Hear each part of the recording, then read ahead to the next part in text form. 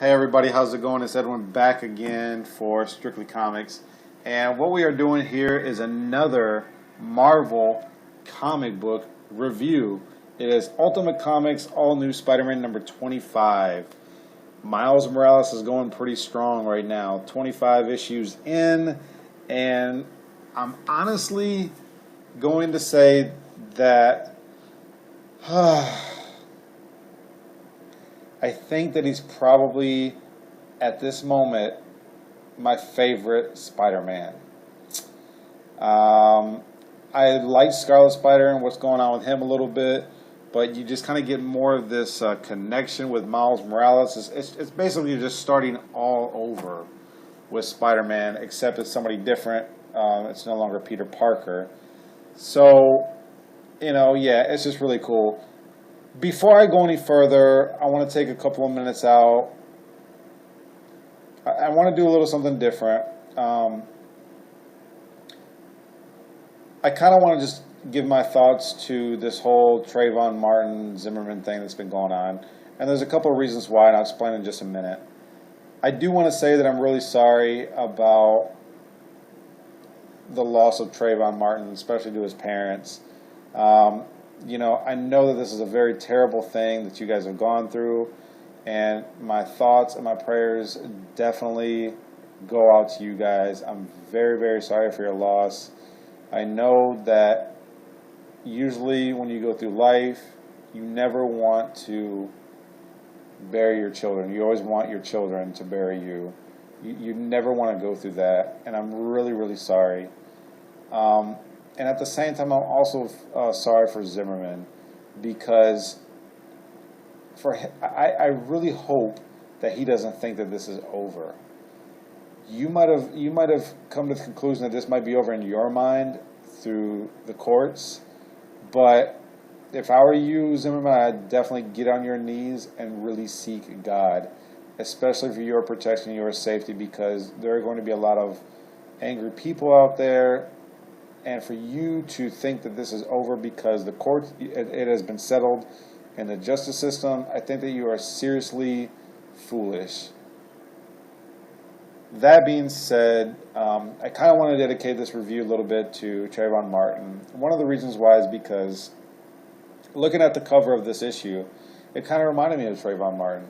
You have this really young kid, this young Spider-Man, and if you look at his clothing, he has like on a hoodie. He has like on a black hoodie on the cover of this comic, and that was kind of one of the big issues that was brought up as far as the defense attorneys for Zimmerman.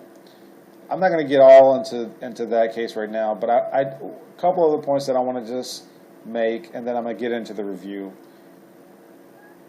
I want everybody to be aware of the fact that we live in a fallen world. This world is far from perfect. It's been warped. It's been perverted because of sin. Sin has now entered into the world, and this entire world is it's not perfect. So for people to blame God for Zimmerman going free and the death of Trayvon Martin, I've come to the conclusion that a lot of people do look to God to just fix everything and to do everything that they think is right. Before you go blaming God, I think that everybody should look first towards the devil and blame the devil, because it was really him that started this whole thing, which influenced Adam and Eve and brought sin all into the world, and now we have sickness, disease, perversion, murder, all this stuff in the world right now because of him. So when you go to blaming God, you really need to think about what you're saying, because God hates all these things just as much as he hates sin. He hates sickness, disease, he hates murder, but nobody points the finger at the devil. Why is this? Anyways, I'm not going to turn this into a sermon or anything like that. Just be mindful of the fact that we live in a fallen world and that no justice system is ever going to be perfect. God has a plan and a purpose behind everything that he does. He's very calculated in everything that he does. Also, I think that a lot of good can come out of this. People look at Jesus Christ when he died. They couldn't believe that they killed somebody so innocent. Yes, Jesus died, but look what happened. billions are saved because of his blood and his redemptive power. So in a sense, he was kind of a hero. Not to say that Trayvon Martin is, but you could kind of look at it like this. And I say that because something good could really come out of this. I like to see people being united. I like to see people coming together for the right causes and right purposes. And maybe this could be the start of younger people not being threatened, having their lives threatened, or being shot at, or anything like that, or being misunderstood. You know, maybe this could be a start of something totally different that goes on here in the U.S. So, you know, yeah, this dedication is kind of to him, and I will definitely be praying for Trayvon Martin's parents, the Martins, and even for Zimmerman as well. Forgiveness is way much more powerful than hatred, you guys. Hatred makes you weak. Forgiveness makes you strong. All right, let's get into the review.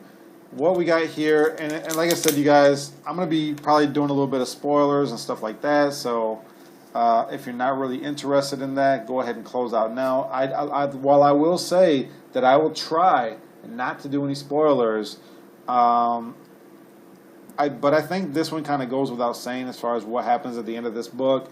I don't think it's going to be a surprise to anybody. I think it's something that everybody definitely expected.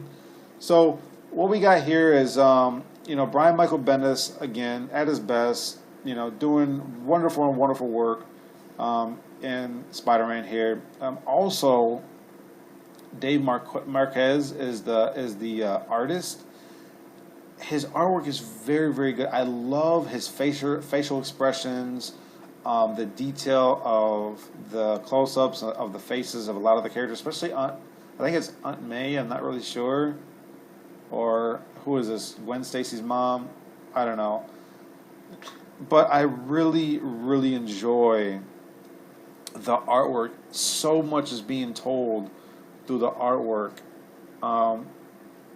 that you don't really need to have a whole lot of dialogue from these characters here. Again, there's like a reference to Miles Morales being homosexual, and he kind of clears that up by saying, ooh, gross, or oh, no, I'm not. And they did that in another issue or two back, which I'm glad they cleared that up, because I had been hearing different things about that and stuff like that. So you also kind of get a origin story of Cloak and Dagger and why they went about trying to change them. You know, basically kind of turning them into a science experiment. And they get attacked and feel threatened, so they kind of display their powers a little bit. Cloak or Dagger, I guess, manipulates light or has something to do with taking the light within a specific area and using it to her advantage in various ways. So that I thought was really, really cool. And this scientist, he kind of reminds me of the Jackal. I'm not sure if it is a Jackal or not. They don't really say, but that's kind of what he reminds me of. And then also Miles comes back from spending time with his dad, and Spider-Woman is in the room and is in his bedroom, and she's not really there to kind of convince him to come back and be Spider-Man again. She's there more or less just to kind of just talk to him, really. And she kind of tells him about how she was this, I think she was talking about how she was kind of this experiment as well, which caused her to be Spider-Woman, and how Miles Morales isn't, that he is like the real, what does she say? Miles thinks that like she's the clone of Peter Parker, and she kind of says that that she's not. But she goes on and talking to Miles and stuff like that. She's like, I'm not Peter Parker. I'm not Spider-Man. Then she tells him, she's like, you are. You're Spider-Man. You need to be Spider-Man. We're sorry about your loss, your mom, and all that stuff. But it's been over a year. You know, many people are dying because of you not wanting to deal with your responsibilities. So you really need to do this. And she really just kind of touches home with Miles, with his feelings and his heart and stuff like that.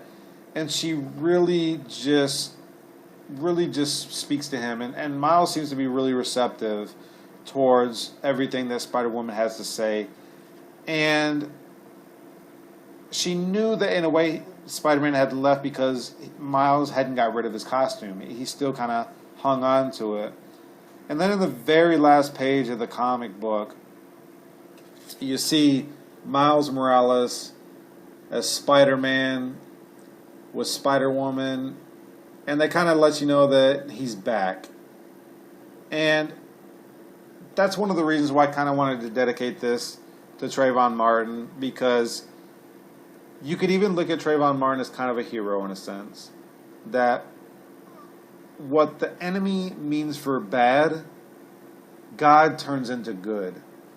And I think that a lot of good can come out of what happened. So I wouldn't call the death of Treyvon Martin a vain sacrifice or anything like that. I think that something very, very positive can come out of this situation. And just the youthness of Miles Morales and the youthness of Treyvon Martin, it just, he just kind of reminded me of Treyvon Martin. So that's kind of one of the reasons why I wanted to dedicate this to him.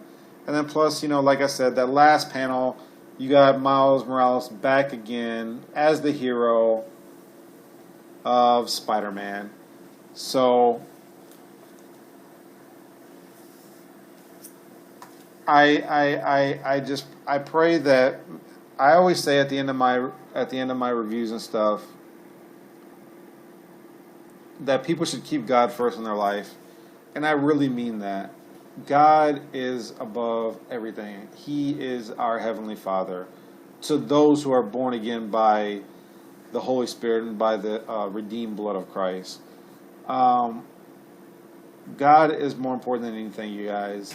If you don't know Him, I suggest you find a Bible-believing church, get to talking to a pastor, a counselor, something like that, especially if there are some concerns and questions within your heart that you might not know the answers to.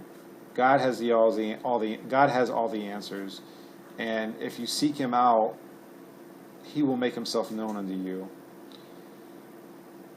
Don't forget to like, comment, subscribe, favorite you guys. As always, I enjoy the views, the comments of subscribers. Keep God first in your life. Enjoy your comic books, though, and God bless you guys. I'm out of here.